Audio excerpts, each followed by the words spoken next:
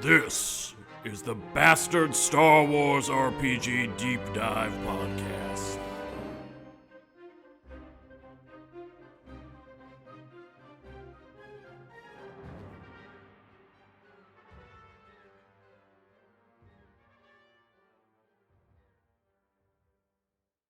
Welcome back, curious minds, to another deep dive. Great to be here. Today we're diving into, well, a fascinating collection of source material from a pretty wild Star Wars role-playing session. We've got session notes, character details, even the raw dialogue. And our mission is to unpack the chaos, really, the political intrigue surrounding Flick Hajaran's first big outing as the brand new Baron of Nightsinger's Orb. Right. His first steps into the, let's say, complicated world of Tapani sector politics and casinos, galactic casinos. Exactly. So where do we pick things up? We join Flick and his usual crew, Conrad Wild, who's always got that dry wit. And sharp mind. Definitely. And Riet Yondar, better known as Rook, the schemer. Always the schemer. They're just leaving Nightsinger's Orb. This moon Flick now technically rules. They've left their steward, Galemus, with some pretty vague instructions. Cryptic, the notes say. Cryptic, yes. Yeah. And their other companion, the big guy, Grek, he's off on a separate mission, a really critical one, actually. Setting up a rebel cell, right? Yeah. On Vicinith. That's the one, a key planet. So Flick, Conrad, and Rook are heading somewhere completely different. Their destination, the Glittering Gamble, which sounds, well, it sounds like a casino. It is, but it's also orbiting Flick's own moon, Nightsinger's Orb. Oh, convenient. Or maybe not. Well, yeah. And this place, it's described as a marvel of engineering and opulence. Think a giant rotating wheel in space. Okay. Holographic waterfalls, exotic plants everywhere, droids catering to your every whim. It's built for the rich and powerful. So this is the backdrop for Flick learning about power, getting into trouble. Oh, yeah. Dangerous alliances, some truly spectacular debt. And an ending that sounds memorable. The notes mention him being bound for answers, literally. Literally, yeah. So basically, you're getting the essential rundown of a very dramatic, kind of darkly funny, and honestly quite revealing adventure for our new Baron. All right, let's get into it. The Glittering Gamble. How's the welcome? Well, this casino, it knows how to play the game. The manager, Valendra Modetto, described as efficient and obsequious, so you know the type. Knows who holds the power. Or thinks she does. Exactly. She immediately spots Flick, recognizes his new title, Baron Hajaran, and just rolls out the red carpet, takes them straight to the Baron suite. Sounds fancy. Oh, it's beyond fancy.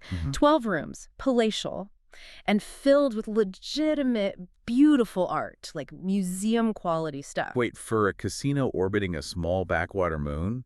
That seems excessive. Right. It's way over the top, and that immediately sets the tone. It's opulent, sure, but you instantly get this feeling that something else is going on beneath the surface. Deception, maybe. Yeah, you can almost taste it. And speaking of taste, things get weird pretty quickly, don't they? With a gift. They do. Almost right away, this really nervous sommelier shows up. He's practically trembling. Delivering what? Super expensive wine, Coruscanti wine, and these refined Dagobati spirits. A gift, supposedly, from someone known only as Whisper. Whisper. Okay, mysterious. And the sommelier is terrified. Petrified. He has to do this taste test, you know, in case it's poison, and he looks like he's about to have a heart attack.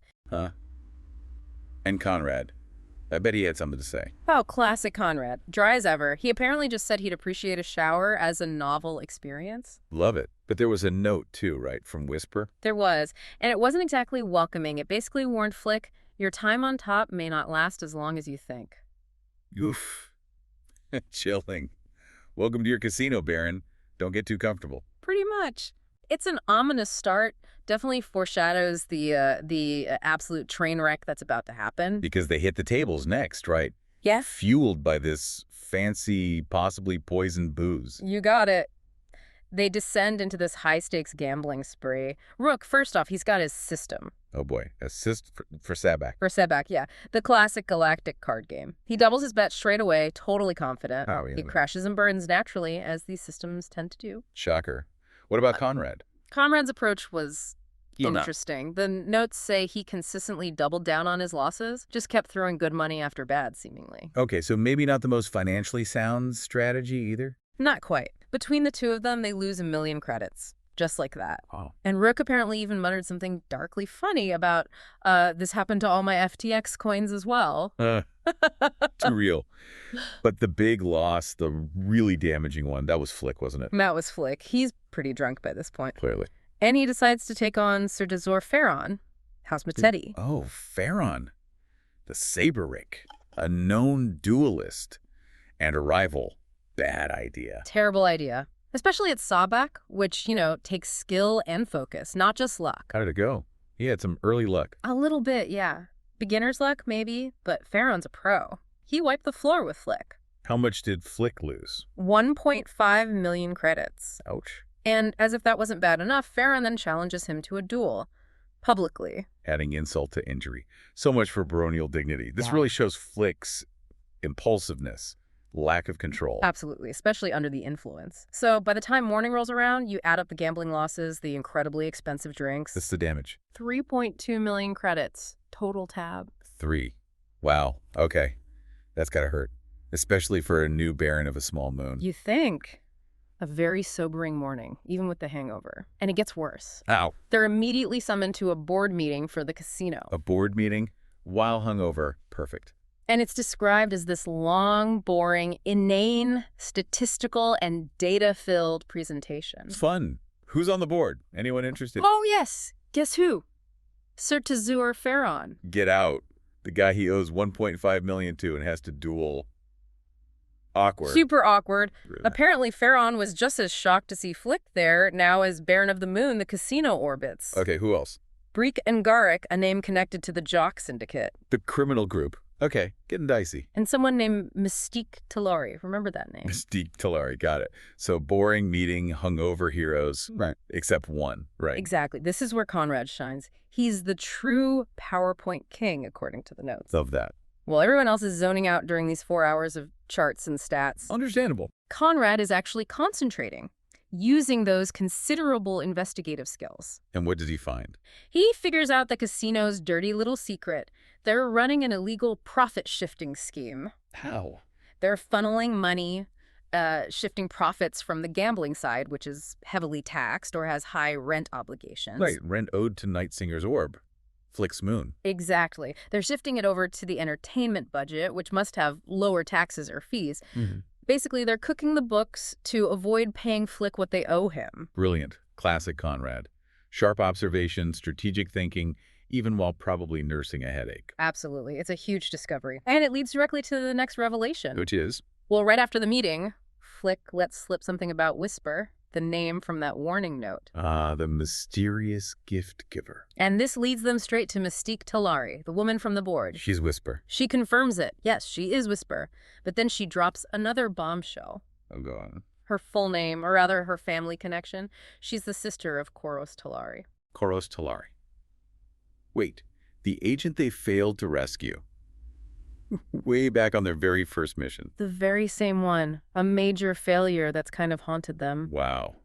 Talk about threads connecting. So Whisper is tied to their past failures. That adds layers. Definitely deepens the stakes. So Mystique, or Whisper, reveals she's an information broker. Makes sense. And she confirms what Conrad suspected. The casino is mainly owned by the Jock Syndicate and House Mazzetti Farron's house. They are actively stealing from Flick. Okay, so Conrad was right. They're being ripped off. Ripped off blind. So Whisper proposes an alliance, a very risky one. What's the deal? She says, help me wrest control of this casino away from the Syndicate and Machete. And in return, she'll feed Flick valuable intel about the whole sector. Maybe even help him turn a profit eventually. Tempting. Especially since he's $3.2 million in the hole. But Conrad must have been skeptical. Oh, immediately. His classic line, according to the notes, the deal's getting worse all the time. Huh. But that comment, did it backfire? It kind of did. It inadvertently tipped Whisper off about their connections to the rebellion. Ah, not good. Or maybe. Well, Whisper sees an opportunity. She reveals another secret about the station. It has a hidden shadow port. A shadow port, like for smugglers. Black market stuff. Exactly. Undocumented docking, hidden from official eyes. She points out how useful that could be to the rebellion. A secret base, a supply line. Okay, that is valuable, but her price must have gone up. Dramatically. She cites the increased risk of dealing with rebels. Her asking price for this partnership jumps from 51% ownership. Which is already majority control. To 65%. And then when they hesitate, to 70%. 70%, wow. She's really turning the screw. She holds all the cards, really. Or thinks she does. He's full of flake. He's deep in debt. He's being robbed by criminals and his rival. He needs intel. Maybe needs that shadow port for his rebel allies. What does he do? He's really feeling the weight of being Baron now, right? The Yeah. complexity, the responsibility, the danger. He agrees. To the 70-30 split. In principle, yes. But he adds a condition it's subject to review by his steward, Galemus. Smart move. Get a second opinion from someone pragmatic. Very wise. But still, making that deal, even tentatively, pits him directly against the Jock Syndicate and House Machete. He's jumped headfirst into the deep end of Tapani politics and crime. No kidding. So deal struck, tensions high. What happens next? Something about swimming. Ah, yes, to sort of break the tension. Or maybe just because this casino is that bizarre, Whisper invites them to watch an erotic synchronized swimming display. Erotic, synchronized swimming in space. Okay, the notes describe it as incredible. Nude performers, apparently very acrobatic in this big, clear, lit-up pool. Right. Just Well- casually watching that after making a deal with a shadowy info broker to take down a crime syndicate. It's definitely a mood, a very strange, darkly humorous interlude in the middle of all this high-stakes drama. Peak Tapani sector decadence, maybe. We're just peak weirdness for this adventure. It wasn't all just bizarre entertainment, though, was it? They run into someone else. They do. Jana Palask, House Pelagia. Jana. A former adversary, the notes say. And someone who really doesn't like Flick. Not remotely. She apparently makes her disgust for him incredibly clear. Openly hostile. What does she want? Here's where it gets interesting, tying back to the start. She asks Flick for help finding a trainer for her rebel cell. On Valinith. Zenith. Wait, that's where Greg went? Exactly. Unbeknownst to Flick, the very person Jana needs is already on his way, sent by Flick himself. The tangled webs we weave. This really shows Jana's character, too, right? Volatile, resentful. Absolutely. Impulsive, deeply resentful of Flick.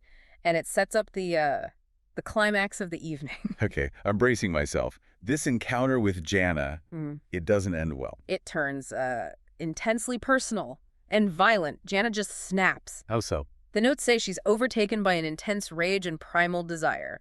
First, she slaps Flick. Hard enough to actually cause game damage, 1 point. Okay, wow. But she doesn't stop there. She then physically subdues him, ties him up, and gags him. Which she assaults and kidnaps the Baron in his own casino. Pretty much. While expressing very loudly her disgust with Flick's behavior. And then she says this line, it's something. Everything I say gets this pervert off. It is the worst arrangement of my entire professional life. Oh my God.